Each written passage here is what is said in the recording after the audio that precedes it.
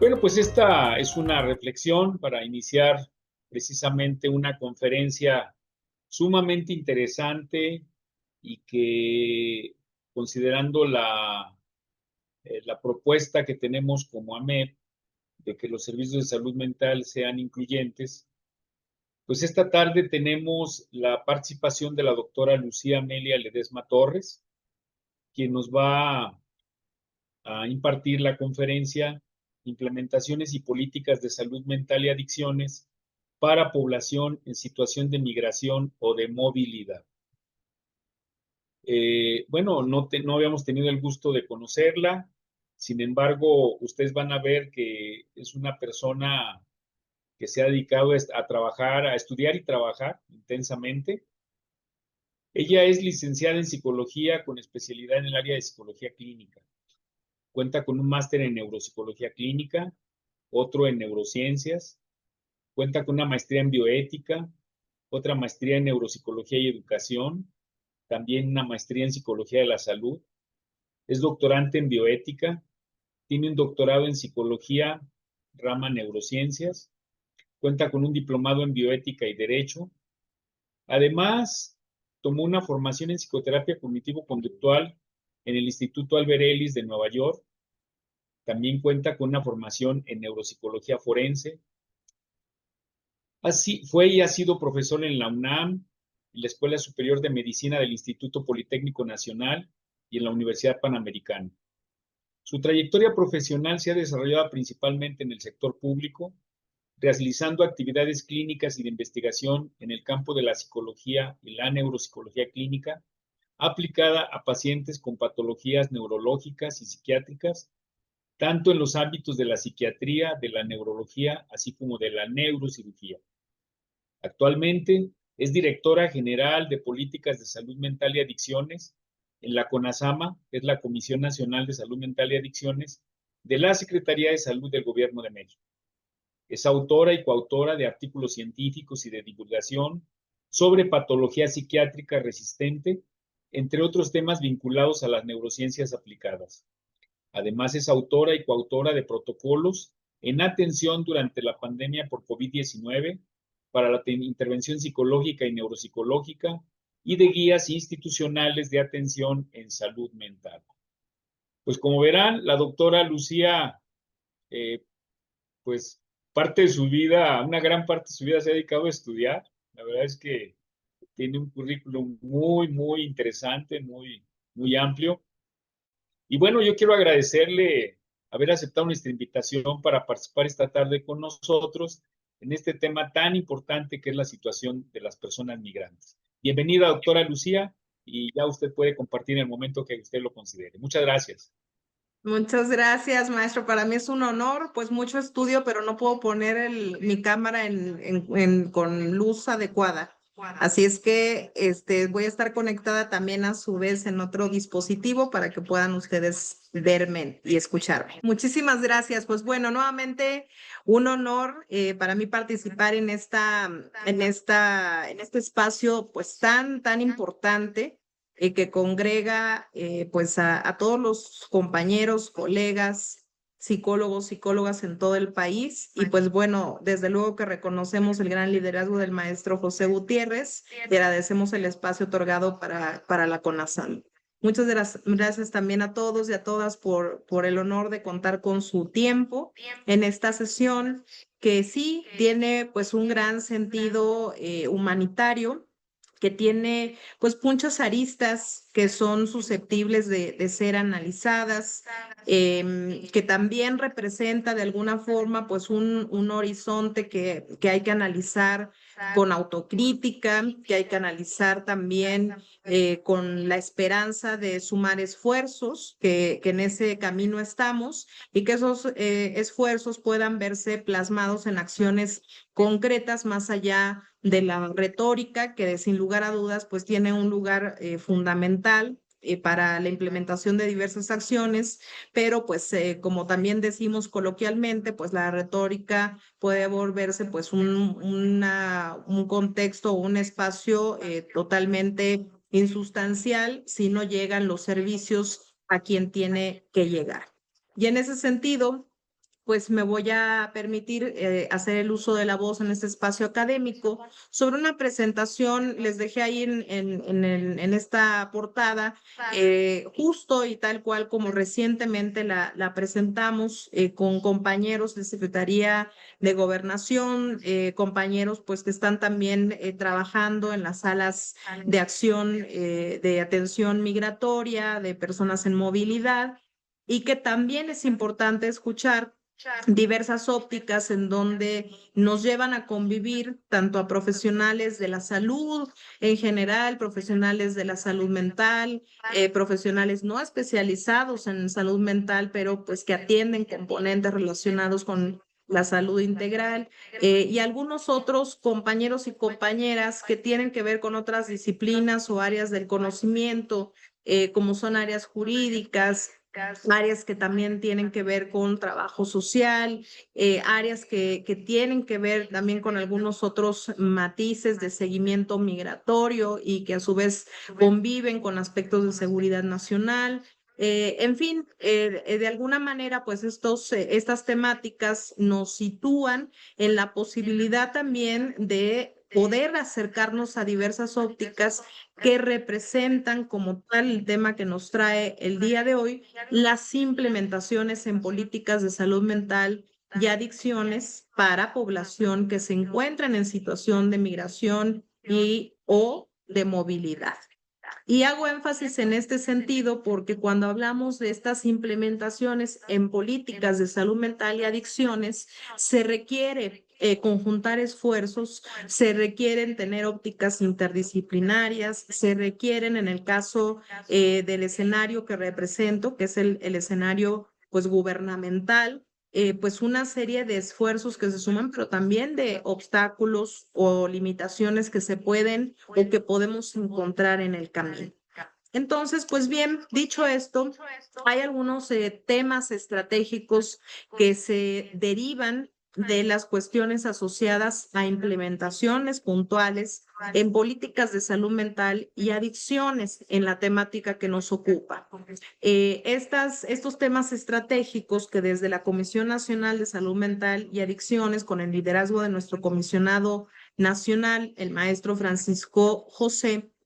pues se ha revisado en conjunto pues con el resto de las autoridades de Secretaría de Salud, cuáles son esos elementos o componentes que deben estar reflejados en lo que denominamos implementaciones basadas en estas políticas y que atañen de forma muy especial pues a quienes nos dedicamos al campo de la salud mental y las adicciones también, porque también vamos a ver que es un tema importante a considerar, y que en algún momento nos ha tocado o estamos en ello operando servicios en las instancias públicas como en las privadas o en las agrupaciones de la sociedad civil organizada. Y dentro de estas componentes, pues tenemos aspectos importantísimos que tenemos que considerar en nuestra propia formación, actualización, ya no solo para el tema de personas migrantes, sino en general, y que tiene que ver con cómo se vinculan tanto los componentes de salud mental y derechos humanos, ¿no? Más aún en temáticas pues que tienen que ver con esfuerzos humanitarios y que posicionan a las personas y a su condición de vida, su circunstancia, pues en una serie de dificultades que pueden en algún momento pues comprometer sus derechos humanos y a su vez desde luego, pues un impacto importante en la salud mental. Otro de los grandes temas que también son parte de los abanderamientos que nuestro comisionado nacional pues ha instruido a implementar, tiene que ver con la implementación de capacitaciones permanentes, continuas, de lo que sabemos todos los aquí presentes, primeros auxilios psicológicos y la gran importancia que tiene el poder que cualquier persona, cualquier funcionario público, cualquier persona no especializada, cualquier ciudadano pueda conocer e implementar los principios de primeros auxilios psicológicos, más aún en la población que nos atañe. Otro de los puntos importantes asociados a la óptica de políticas de salud mental y adicciones y a sus implementaciones, pues es el lenguaje inclusivo, que dicho sea lo que implica el lenguaje inclusivo ya en términos concretos, pues es combatir el estigma, combatir la discriminación, posicionarnos desde una esfera profesional inclusiva, incluyente y con un profundo sentido humanitario en nuestro actuar, que va más allá, como comentaba, pues de la retórica o de la discursiva, sino que tiene que reflejarse en la acción de toda aquella persona, colaborador, profesional, que tenga una aproximación pues a la atención de personas en situación de movilidad o migratoria. Otro de los elementos también que tenemos que considerar es el reducir la brecha de atención en salud mental. Sabemos todos los aquí presentes que en el mundo entero pues hay un rezago importante o hubo un rezago importante en las agendas de los países, pues todas aquellas acciones vinculadas a la salud mental, al cuidado de la salud mental como política de Estado. Y eso, en ese sentido, pues también pues ha generado brechas, distanciamientos de la atención que puede estar o no accesible o disponible para la persona o las personas que lo requieran. Y por otro lado, tenemos también pues una circunstancia que se replica en todos los países, que es la posibilidad de acceder a un especialista en salud mental. Entonces es ahí donde el gran gremio de los profesionales de la psicología pues cobran una relevancia fundamental, porque cuando hablamos de especialistas en salud mental, también entran los compañeros de la especialidad médica en psiquiatría. Sin embargo, sabemos pues que no hay especialistas suficientes de acuerdo a la densidad poblacional de cada nación, en el caso de México, de muchos Méxicos que conviven en esta gran nación, y en donde podemos encontrar desde brechas, algo concreto, pues territoriales, de movilidad, de distancia, que para poder consultar a un especialista en salud mental, pues se requiere recorrer esas, a veces horas o inclusive días, porque no hay en esa localidad o en esa comunidad un especialista en salud mental.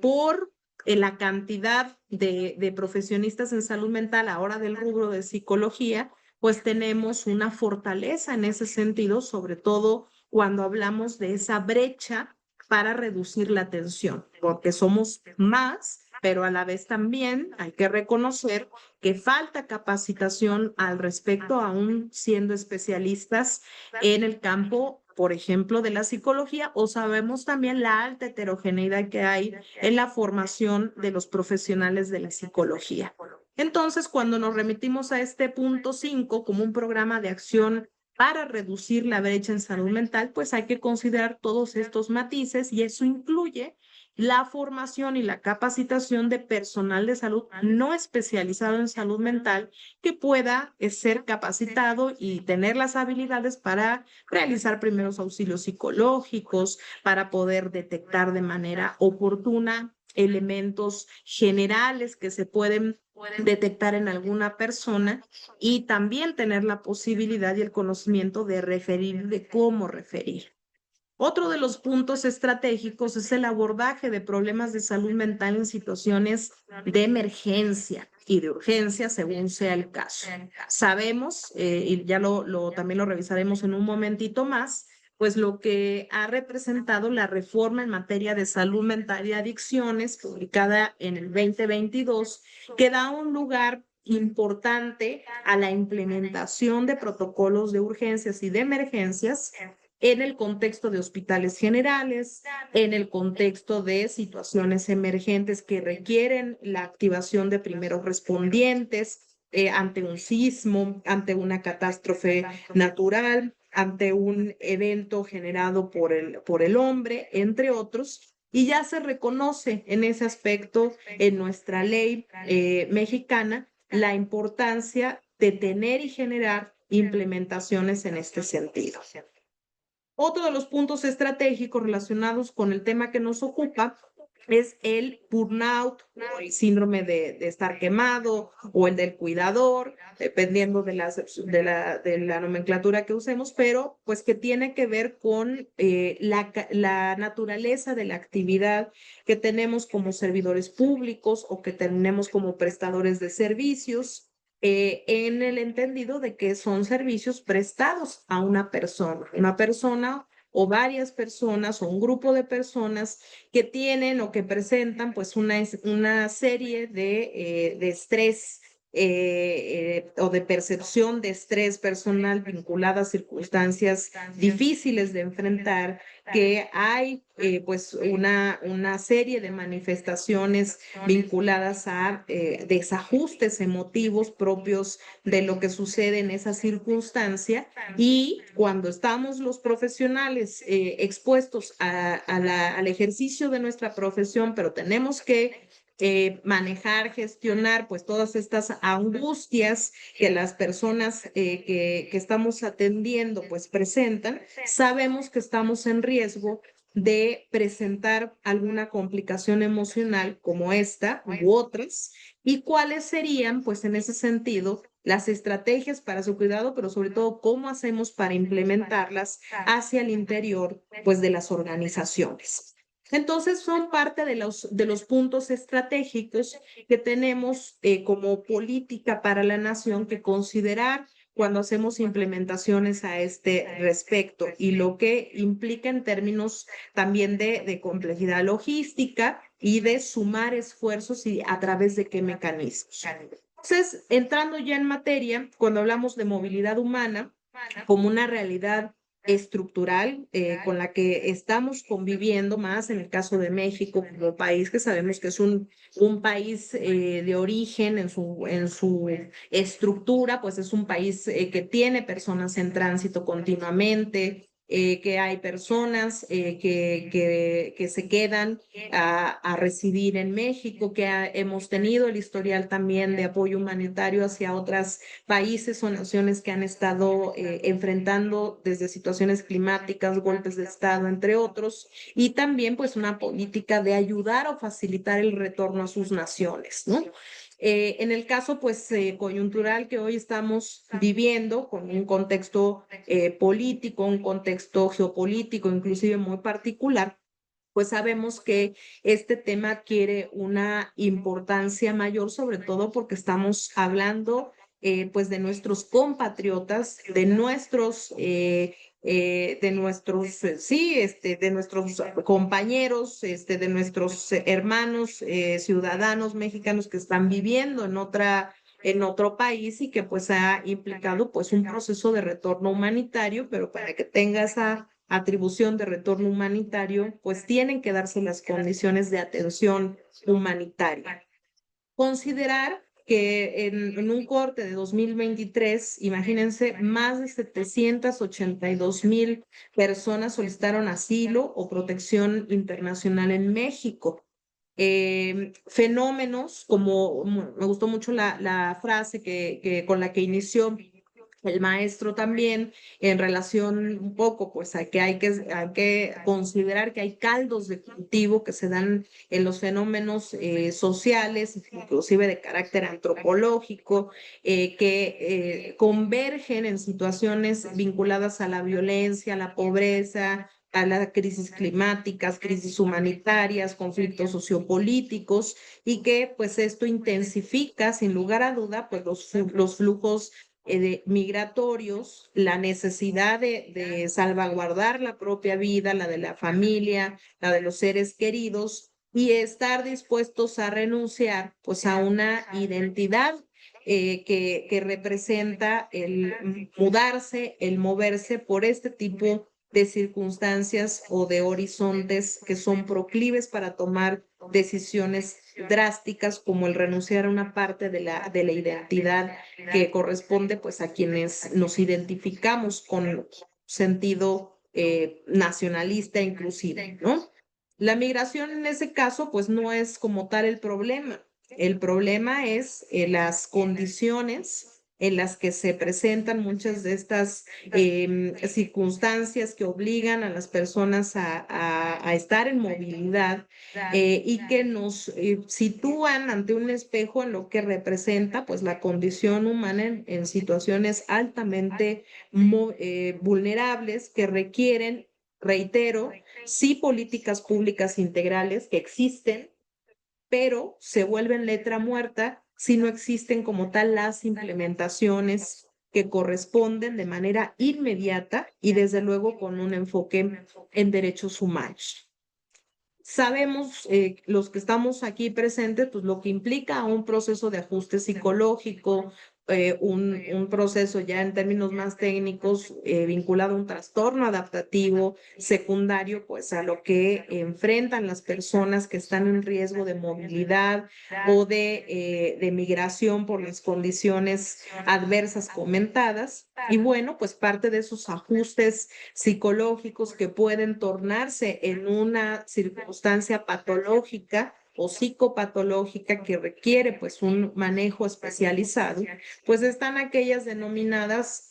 como el duelo migratorio, lo que representa moverse de donde uno pues a lo mejor ha estado viviendo durante muchos años con su familia, donde tiene una rutina, inclusive una identidad, que puede tener pues un sentido de pertenencia a esa comunidad donde ya estamos viviendo y pues abandonar todo ello y lo que representa en lo que denominamos en este contexto como duelo migratorio. Sabemos, de acuerdo a la experiencia acumulada, pues que en ese proceso también migratorio, pues las familias se fragmentan o se pueden fragmentar, familias se rompen, pueden haber ya circunstancias más críticas que también sabemos que ocurren, pues fallecimientos en el tránsito, riesgos letales que se corren, como la exposición pues a violencia, abuso de todo tipo, discriminación. Después, si la persona alcanza a llegar, digamos, a un destino o al destino final, pues empieza el proceso de incertidumbre legal, de incertidumbre económica. Si hay separación familiar, pues el escenario de que ese vínculo se rompa o que se pierda o que cambie, ¿no? En un sentido, pues que no siempre se puede superar para conformar o mantener la integridad de la familia o del grupo al que pertenecemos. Y bueno, pues derivado de estas circunstancias que se van sumando dependiendo de cada caso, pues incrementa desde luego el riesgo de lo que hoy sabemos que es una realidad en términos epidemiológicos, ¿no? Sabemos que en la población de personas migrantes o en personas de movilidad, van a haber un incremento importante en cuanto a la presencia de trastornos de ansiedad, trastornos depresivos, tenemos casos de trastorno por estrés postraumático, trastorno por estrés agudo, sabemos también pues aspectos vinculados o problemáticas de salud mental vinculadas a consumo de sustancias, personas que iniciaron su consumo de sustancias derivadas o a la par de su proceso de movilidad, personas que también en este contexto hemos estado atendiendo en conjunto con el resto de los compañeros del sector salud, que ya vienen con una descompensación psicopatológica que estaba en tratamiento en donde radicaban y pues ahora con el proceso migratorio de movilidad pues se descontrolan, personas que de repente hacen episodios psicóticos en el tránsito, que hacen episodios de agitación psicomotriz, personas que hacen episodios o que presentan alto riesgo suicida o gestos suicidas, personas también que además de ello presentan otras condiciones de salud que requieren tratamiento especializado, me refiero a VIH o algún otro padecimiento asociado a enfermedades crónico-degenerativas, personas que además de todo ello, pues a lo mejor pues son mujeres trans, hombres trans y que están más expuestos a situaciones de violencia, discriminación en el proceso de tránsito o en el lugar destino al que lleguen, ¿no? Entonces,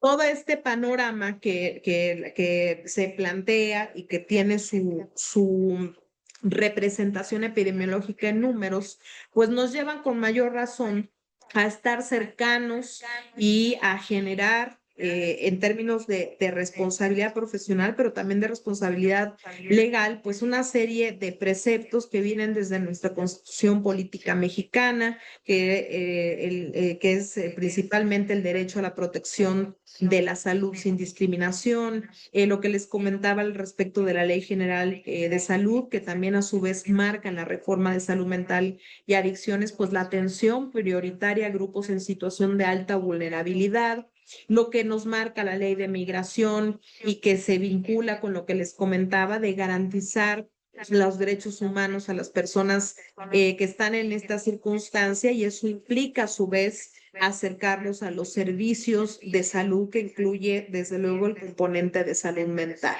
Algunos otros compromisos de orden internacional que se tienen en este sentido, ya en un sentido de implementación de políticas a nivel internacional. Y bueno, en ese aspecto, pues también la CONASAMA, que se constituye por decreto de creación presidencial y que tiene la atribución, la Comisión Nacional de Salud Mental y Adicciones, de generar estas lineamientos o implementaciones que, independientemente si el contexto es público, privado, o de alguna agrupaciones de la sociedad civil organizada, pues es lo que se recomienda que se siga al margen de cualquiera de estos contextos. Entonces, pues bien, la salud mental en este sentido, y les comentaba yo de manera introductoria, pues tiene que presentarse por definición con un enfoque interinstitucional. O sea, tenemos que ir de la mano en estos esfuerzos, mientras más seamos los que sumamos de forma, eso sí, coordinada, colegiada, logística, mejor será la capacidad que tendremos para poder garantizar lo que tenemos que garantizar en términos de aminorar, disminuir la brecha de atención en general a las personas migrantes, pero de forma particular de atención en materia de salud mental y adicciones. Comentarles en este sentido que si no lo conocen, les comentamos de forma muy general que en este proceso de retorno humanitario, por eso esta charla se llama implementaciones, desde un poco antes que ya sabíamos sobre la posibilidad de que los hermanos compatriotas retornaran, se realizaron algunas recomendaciones al respecto de este tema que afortunadamente dieron lugar a una implementación que en estos momentos pues ya tenemos varios meses de seguimiento con esa implementación. Ya hablo de manera puntual con la estrategia México Te Abraza, que habilita en su momento 10 albergues de retorno humanitario en la zona fronteriza, y que desde el primer momento en estos 10 albergues se suma la atención de salud en cada uno de estos albergues, y se agrega de manera inmediata el componente de atención a salud mental y adicciones. Entonces, esta implementación nos ha permitido a su vez tener pues una trazabilidad y un ejercicio más objetivo de con qué nos estamos encontrando en la población migrante, ¿no? Y bueno, pues ahí es donde empezamos a revisar, de acuerdo a los datos que tenemos, a la experiencia que se cuenta a nivel internacional, a nivel nacional, que nuevamente se replica lo que encontramos como más prevalente: síntomas depresivos, trastornos de ansiedad, casos en menor proporción de estrés postraumático totalmente configurado, pero sí con los casos detectados que tienen mayor riesgo de desarrollar el trastorno por estrés postraumático en virtud del antecedente de circunstancias violentas asociadas al tránsito. Evidentemente, pues se agregan también incrementos de consumo de sustancias durante el tránsito, que eso también se ha encontrado en este proceso de retorno humanitario, y que bueno, pues nos obligó en esta implementación también a ir monitoreando pues que todos los lineamientos que en su primer momento se plantearon a manera de recomendación, pues sí se representaran en la práctica siguiendo pues estos principios o estos lineamientos o estos enfoques en cada una de las acciones, que no ha sido sencillo. Evidentemente faltan muchas de las acciones que deben reforzarse y que implica, para que logremos llegar a una meta completa, sumar más esfuerzos en ese sentido, insisto, desde una visión interinstitucional e interdisciplinaria. Entonces tenemos la universalidad de la atención, o sea, ninguna persona migrante o en movilidad tendría que quedarse sin la posibilidad de ser atendida de forma activa, ¿no? O de forma dirigida. La realidad es que lo que he hablado previamente sobre la estrategia México te abraza, que se logró estandarizar en la zona norte del país, pues no es la realidad hoy en los diferentes puntos de movilidad del país. Entonces, uno de los aspectos que hacen alusión a la universalidad, no discriminación, considerar la interculturalidad, la pertinencia lingüística, el enfoque psicosocial que debemos de tener, pero de forma estandarizada, y el contribuir a la desestigmatización, no criminalización de las personas en tránsito que consumen, entre otros, requiere de un trabajo coordinado y requiere de ir estandarizando estos procesos en los demás puntos de atención migratoria o de atención a personas en movilidad. Entonces, uno de los retos en ese sentido es avanzar en estandarizar estos procesos, protocolos, lineamientos que al día de hoy están en esa zona fronteriza, pero que requerimos ir contrarrestando una alta heterogeneidad de atención que hay en este tema. ¿Y por qué digo alta heterogeneidad? Porque en los diferentes puntos de movilidad o de migración de todo el país hay participación de instancias académicas, hay participación de organismos de la sociedad civil, hay participación de instancias de salud, hay participación de algunas otras organizaciones en donde no hay como tal personal de salud mental. En fin, entonces, todos esos esfuerzos, desde luego que tienen una gran valía, desde luego que seguramente estarán aportando, pero no tenemos la precisión si todos esos esfuerzos están alineados a lo que se recomienda en términos genéricos que estamos abordando en esta plática. Y por otro lado, genera pues un gran hándicap en el sentido de que no nos permite tener la trazabilidad de los casos, qué pasa con cada persona. No sabemos tampoco si estas actividades de atención se están dando en los términos que se requieren. Sí hemos tenido conocimiento de incidentes que han terminado pues en denuncias ante derechos humanos o incidentes que han terminado de personas en movilidad abandonadas en unidades médicas, justamente por tener parte de esta alta heterogeneidad en lo que se ofrece en territorio y que no muchas veces se cuenta con un acompañamiento adecuado por parte de la o las instancias que marcan parte de los elementos que deben cuidarse en cada uno de las etapas o actividades vinculadas a la atención de la salud mental de las personas en situación de movilidad. Entonces,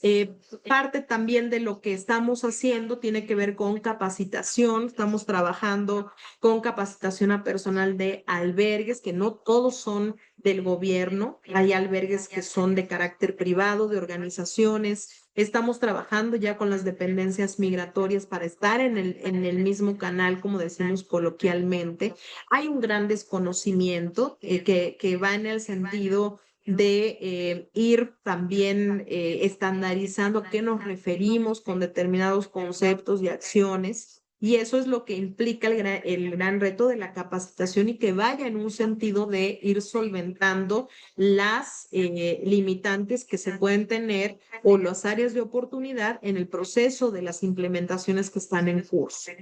El tema de la distribución de materiales multilingües, intervenciones culturalmente adecuadas, también es un trabajo que estamos incorporando en los procesos de capacitación. Por ello, la importancia que no es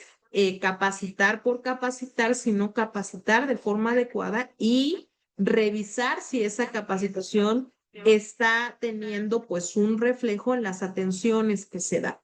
Entonces, pues tenemos ahí, ustedes ven en este mapa, pues parte de la ubicación de los, ya son, ahí dice 9, pero ya son 10 albergues activos.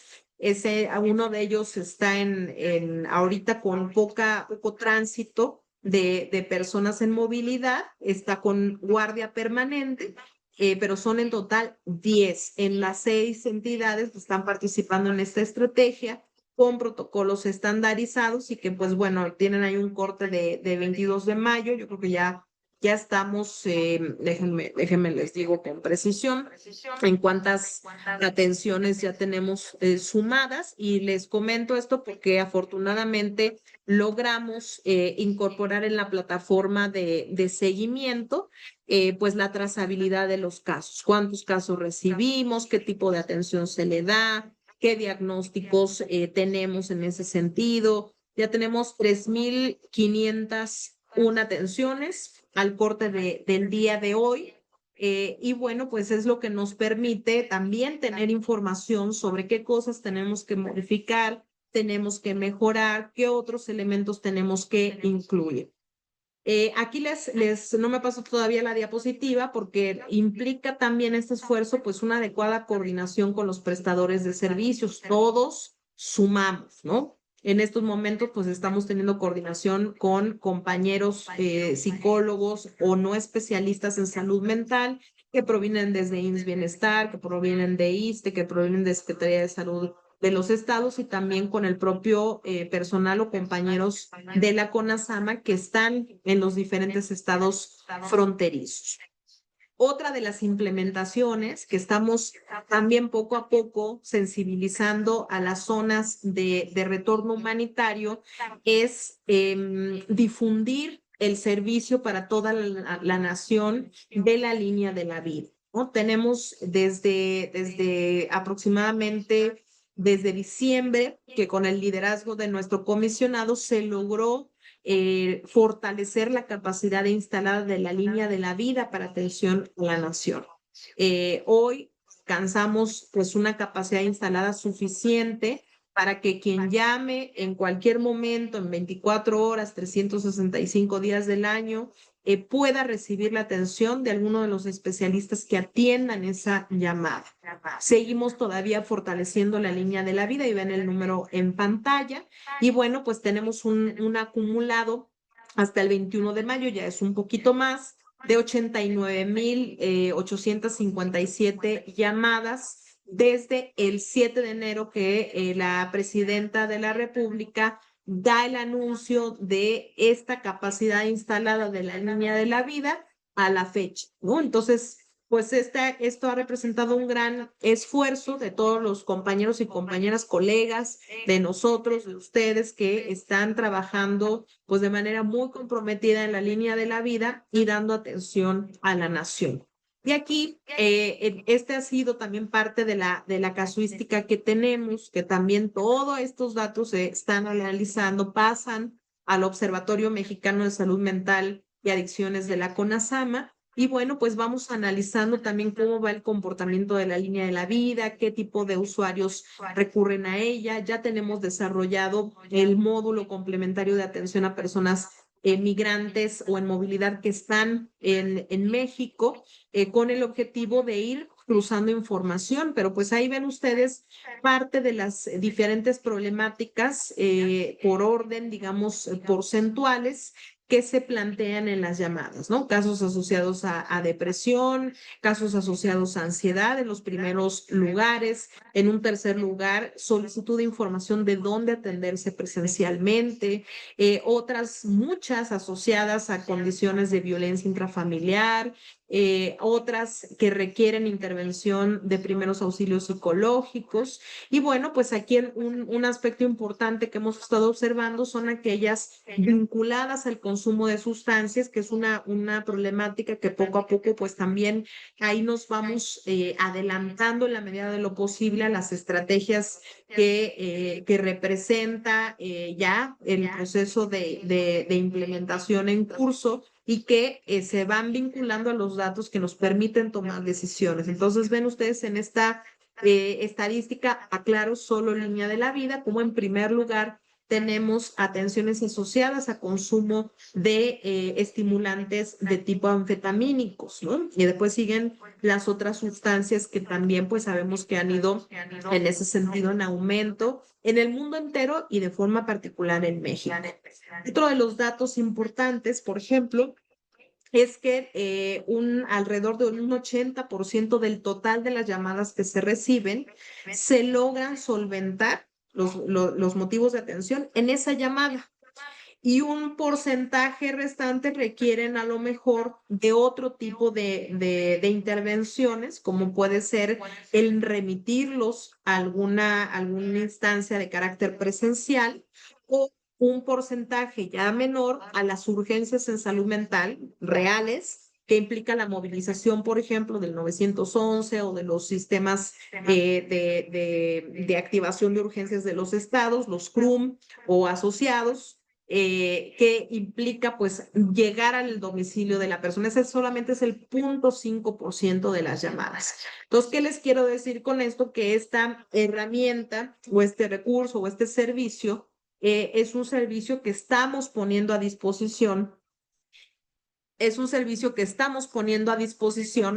para también la atención a personas migrantes, ¿no? Entonces, retornamos a las líneas de trabajo, a las implementaciones, que tenemos que partir pues de un modelo flexible, un modelo que permita que ese acceso a la atención pues obedezca que la persona está en una situación de movilidad, que se requiere adelantarnos a que haya intervenciones, pues que a lo mejor puedan hacer prestadores de servicio que no son especialistas y que son actividades de psicoeducación, primeros auxilios psicológicos, el poder dar o remitir información para referir, desde luego que implique la atención especializada para los casos que se requieran, la participación coordinada de la comunidad en situación de migración como agentes de salud, ¿no? También hemos tenido esa experiencia o ese ejercicio en los albergues, que hay personas que están en los albergues que a su vez se vuelven voluntarios o ayudantes de otras compañeros que están prestando el servicio para poder detectar casos que lo requieren, que se generen espacios seguros, que aminoren la incertidumbre, porque pues no todo es el tema salud mental y una intervención técnica desde ese punto, sino que hay condiciones o circunstancias que por más intervenciones que hagamos, pues si la persona está en una situación física de riesgo, no tiene acceso a alimentación, no tiene acceso a agua potable, no, en espacios o en albergues no regulados, pues hay hasta situaciones que se pueden tornar abuso o violencias hacia el interior de las mismas personas migrantes, pues evidentemente va a ser muy difícil solventar las condiciones de salud mental que se vayan complicando. Entonces, sí es muy importante contar con espacios seguros, que haya coordinación, que haya una adecuada incorporación de nuestro componente en los términos que se requieren materialmente hablando. Evidentemente tenemos retos en el camino. El estigma, la xenofobia, lo hemos escuchado inclusive de los propios ciudadanos, ¿no? A veces hasta de los mismos prestadores de salud. Entonces sí es muy importante en los ejercicios de capacitación sensibilizar al personal, a las personas que estamos al frente desde diferentes escenarios o trincheras, generar caminos para vencer barreras de idioma, barreras culturales, la atención muy específica a niños, niñas, jóvenes y adolescentes en situación de movilidad, que también representan otros retos, otros matices que tenemos que considerar. Uno de los retos que hemos intentado solventar en este ejercicio que les comento de los albergues en la zona fronteriza, contrarrestar la insuficiencia de datos sistemáticos, o sea, el no tener la disciplina de sistematizar lo que se requiere para la toma de decisiones, ¿no? O a veces los recursos también, organizar esos recursos para que se puedan sistematizar la información. Entonces, sí es muy importante en las intervenciones que realizamos, las que sean, se sistematicen los datos, se sistematice la información que obtenemos a través de la trazabilidad de cada caso. Y bueno, reitero, solos no, juntos sí, de manera coordinada también, dentro del gobierno, digamos, es una obligación coordinarnos con Secretaría de Gobernación, con Comar, Migración, Secretaría de Relaciones Exteriores y las demás instancias que pueden y deben tener una participación activa. Esto incluye la sociedad civil organizada, esto incluye los organismos particulares o privados de profesionales que también hacen labor humanitaria. Entonces, en este sentido, la coordinación es muy importante. ¿Qué se puede proponer a mediano o largo plazo? Pues desde luego implementar módulos móviles de atención psicológica,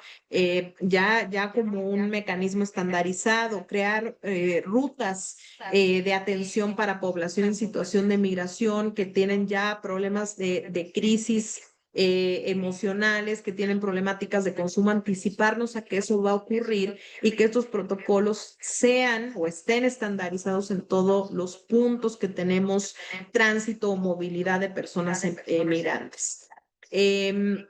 Fortalecer el registro de datos e indicadores en todo el país, no solamente como tenemos en estos 10 albergues fronterizos, sino en todo el país, que nos permita a su vez tomar mejores decisiones, particularizar inclusive las características de cada una de las comunidades o personas que están en proceso migratorio, que no sean los mismos quienes a lo mejor vienen de Europa o quienes vienen de Centroamérica o quienes vienen de la bestia que se han ido adentrando en el istmo de Tehuantepec, que no hablan ni siquiera español, o los compatriotas migrantes que retornan desde Estados Unidos a nuestro país. Cada uno tiene, o cada comunidad tiene un matiz diferente que hay que ajustar en los protocolos de intervención. Y bueno, pues llegamos al final de mi intervención, que se remite o lo podemos sintetizar pues en este precepto, en esta frase. No se trata solo de migración, ¿no? O como podemos decir, de migrantes, se trata de personas y por lo tanto se trata de la dignidad. Entonces, pues hay que buscar las condiciones, y en eso todos participamos, de justicia social, la forma de armonizar los esfuerzos, no perder ese sentido humanitario nos hace a todos comunes en cuanto a nuestra condición como seres humanos, independientemente de la circunstancia en que nos encontremos. Concebir la salud mental como una puerta de acceso a otros derechos y pues bueno, fortalecer todo lo que implica la capacidad técnica, la capacidad humana, integrarla y desde luego pues no perder de vista en todas las implementaciones la gran importancia que tienen, sobre todo los más vulnerables de los vulnerables, que son los niños, niñas y adolescentes en situación de migración o de movilidad. Muchísimas gracias por su tiempo y su escucha. Ok, pues muchas gracias, doctora. Eh, no sé, los compañeros si tienen alguna pregunta, comentario. Yo tengo, en lo particular, tengo dos comentarios, que también pueden aterrizarse en preguntas. De entrada, en el país, en México, tenemos una gran diversidad cultural. Inclusive tenemos muchos grupos de pueblos originarios. Más o menos por ahí habíamos detectado que eran aproximadamente alrededor de 67, 68 grupos los mayoritarios, los más representativos. Y bueno, yo creo que en esa diversidad cultural sí estaba oyendo que estaban en la construcción de materiales multiculturales, pero lo cierto es que no sé, por eso es pregunta, si bien es cierto que ya de entrada México tiene una diversidad cultural muy grande y que muchas de esas personas, de esos pueblos originarios, buscan irse a Estados Unidos, ¿en qué medida se está detectando o se está considerando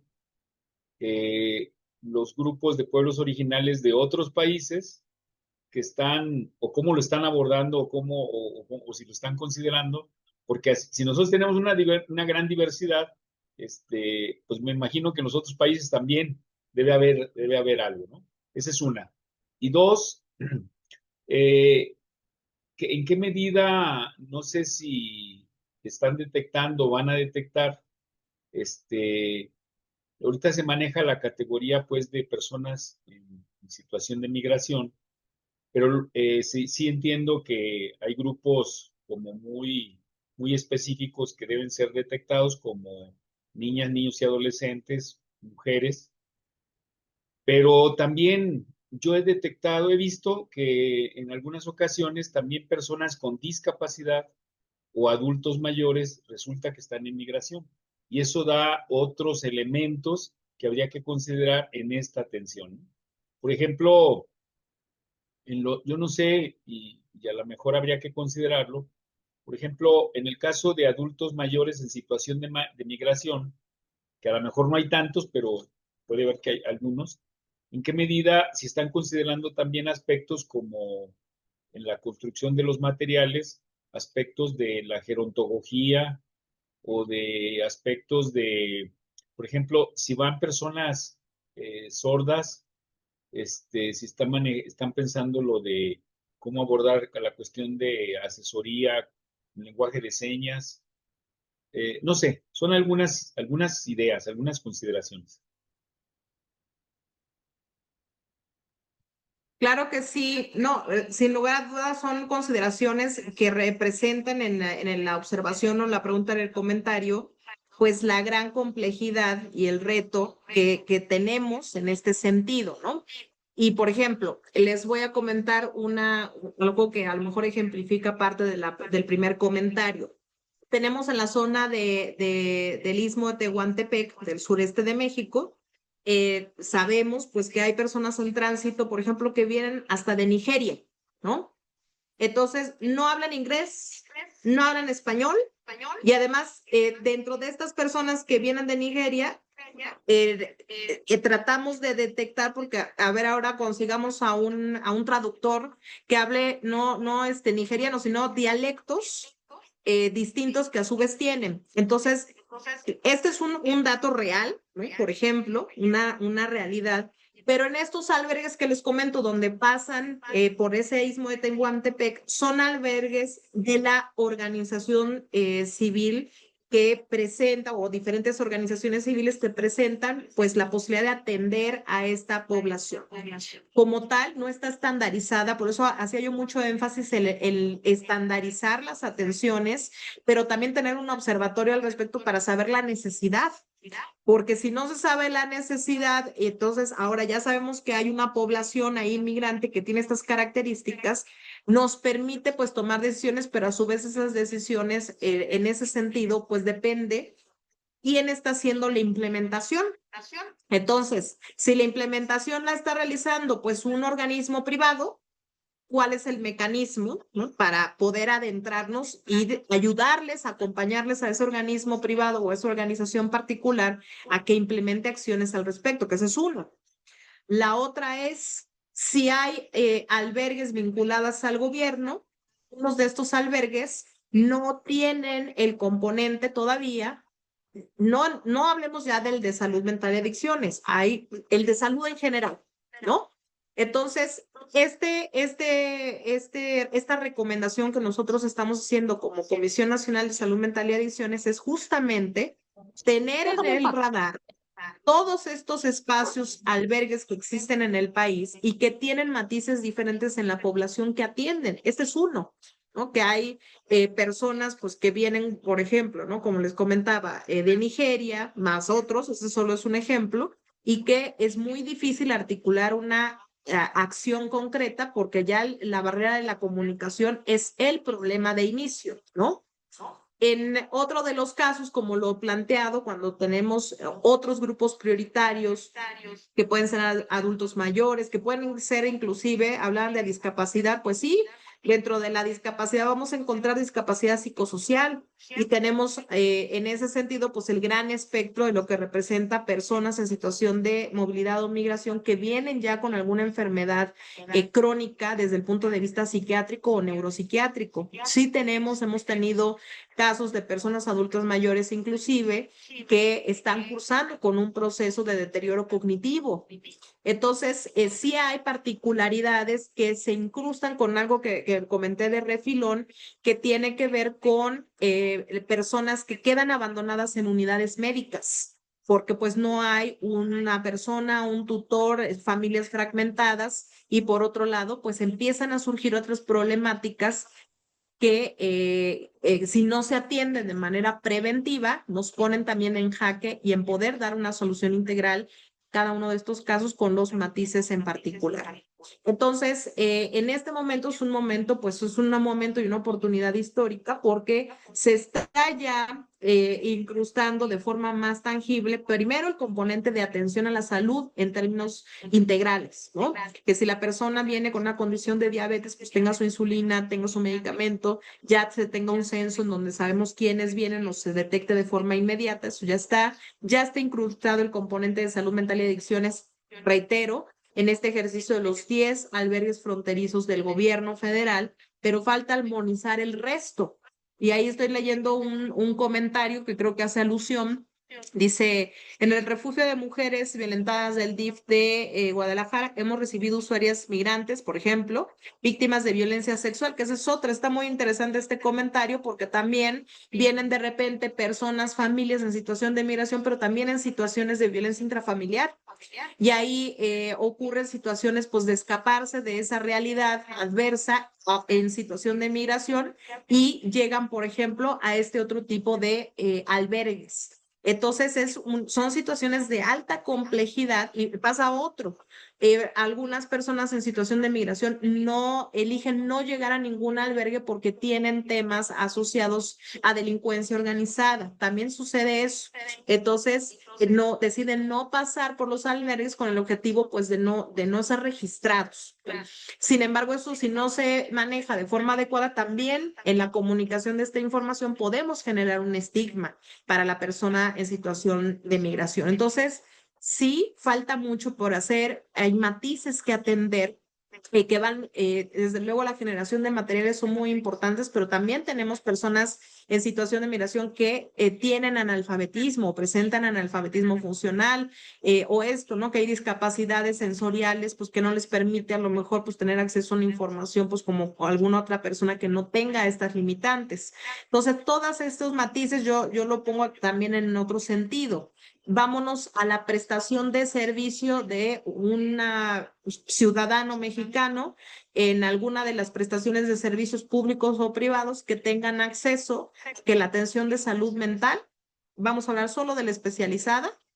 se pueda dar el lenguaje de señas si la persona tiene discapacidad o algún tipo de situación, o se pueda dar en términos de alguna déficit sensorial y que el personal de salud mental esté capacitado. Sabemos que no existe, de hecho no existe ni siquiera en las currículas de la formación de psicólogos, por lo menos en general, que tengamos una formación agregada para poder otorgar un servicio también en otras condiciones que requieran personas con discapacidad pues muy puntual, ¿no? Entonces, pues hay mucho por hacer en este sentido. Y creo que lo que comenta maestro José en términos de comentario de pregunta, pues deja más preguntas que tienen que ver cómo hacemos estas implementaciones o los matices que se requieren, ¿no? Y los retos que se enfrentan. Insisto, parte de la respuesta tiene que ver con conjuntar esfuerzos interinstitucionales que nos permitan tener mayor solvencia a estas interrogantes. Muy bien, muchas gracias, doctora. Sí, yo creo que la verdad es que ante estas presiones que son son una situación muy problemática, pero también son un reto, representan un reto en donde, bueno, lo de salud mental, que es muy complicado, la verdad es que estaba un tanto como muy estereotipado, y ahora pues nos están presentando estos otros retos, y por eso era la importancia que nosotros veíamos, de poder intercambiar estos puntos de vista con los compañeros de la CONASAMA que están trabajando en esta situación de lo de las personas en situación de migración, porque aquí, por ejemplo, cuando usted ponía el mapa de los 10 refugios, 9 refugios, pero ya que son 10, en la frontera norte, también yo veía, por ejemplo, que nos falta en la frontera sur, ¿no? De lo que van a llegar. Pero luego en el tránsito por el país, porque muchos migrantes, pues van a pasar por la Ciudad de México, por Guadalajara, por Veracruz, por Tamaulipas, y entonces ahí es donde también, por ejemplo, ahorita pensaba en Laura Erika Lorenzo, que ellos están detectando en el DIF Guadalajara, y yo creo que precisamente esto nos va a servir como para sensibilizar, conocer algunas ideas de cómo están trabajando unos, cómo están trabajando otros, los retos que tenemos, y pues no queda otra más que ir rescatando toda nuestra creatividad y nuestra criticidad para poder brindar servicios pertinentes y de calidad a estas personas que, como bien se decía, de acuerdo a la legislación, pues merecen y necesitan los servicios de salud mental, ¿no?